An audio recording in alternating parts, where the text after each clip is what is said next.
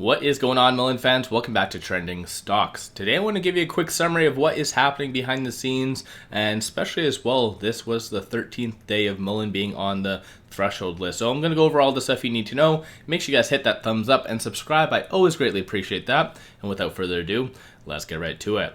So based on the technicals right now, things do look still a little bit more bearish right now. Like I said, hypothetically, it's holding some pretty good support around the psychological 25-cent zone, but still, generally speaking, you need some fundamental reason for it to go up. So I think this is where a lot of investors are at right now. I'll give you a quick summary as far as what is happening with shorts, or what did happen with shorts today. So short score is currently 75. That is starting to go down a little bit. Utilization is at 100%. And as far as what shorts did, they doubled the hell down. So they increased almost about 5 million shares today, 180.29 million shares overall being shorted. 12.29% is the short interest, which is the percentage of the free float. And cost to borrow for the most part has been flat for the last couple of days, so 22.15%.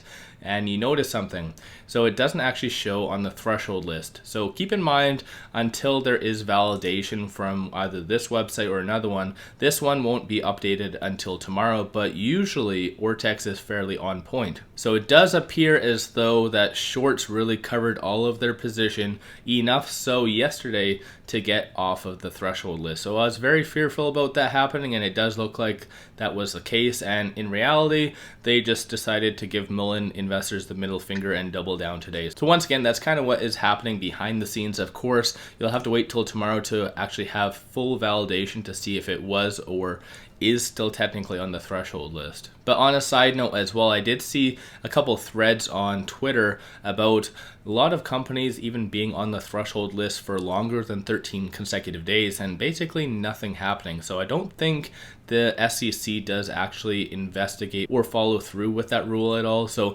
who knows, maybe we've been very hopeful about nothing at the end of the day. So once again, let me know your thoughts on that in the comments below. When it comes down to the options activity today, once again, you do see a lot of calls being purchased, and it's very interesting to see. And it is usually a little bit more coinciding with when shorts are in fact doubling down. So in reality, you do see a lot of shorts increasing their position throughout the day, and then these spikes as far as options activity. So in other words, it looks like they immediately hedged their bets, because of course this isn't retail. This is roughly around $22,000 just in call premium alone. So behind the scenes, they do anticipate it to go up. They know that something is coming. Retail knows it's coming. The only one who actually has their finger ready to press that big red button is David. So ultimately, we just have to wait on him to unleash some positive news in any regard that should be able to get it a little bit higher based on the technicals. But outside of that, though, you can tell based on momentum, people are just getting very tired of waiting and the silence. So a number of retail investors are down. Stochastic is at 6, very, very oversold, and there is no defined trend as of right now. So that's something just to be aware of. And when it comes down to the dark pool, there hasn't actually been any transactions over 100,000 since February the 17th. So very much abnormal in that regard. And as far as what has been happening on the secondary market, there was only roughly about 3 transactions, which of course is a little bit higher than the norm, but 152,000, 210, and $335,000. So once again, let me know your thoughts on all of this in the comments below. I wish there was a lot more for me to talk on. Of course, there's some other stuff such as with Bollinger Motors and things like that, but generally speaking, nothing fully credible, just a lot more rumors that is floating around. At the end of the day, investors truly do want some form of validation from David, and of course, all the data points are reflecting that exact same thing. So once again, let me know your thoughts on all of that in the comments below. If you haven't already, hit that thumbs up and subscribe. I always greatly appreciate that.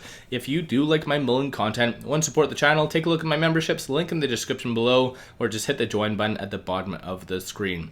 And one final thing I just wanted to share with you, I've been bringing this up over the last couple of videos. Only up until February the 28th, there is a massive promo with Moomoo. Just sign up for a basic account and you do get 1 free stock. And each free stock is valued and can be valued up to $2,000. So even if you open up an account, you get free stock. no harm, no foul. So make sure you guys take advantage of this promo. Link is in the description below, and also I'll put it in the comments. Just click on it, open up an account, easy stuff. But without further ado, I appreciate you guys watching. Let's all make a lot of money on Mullen.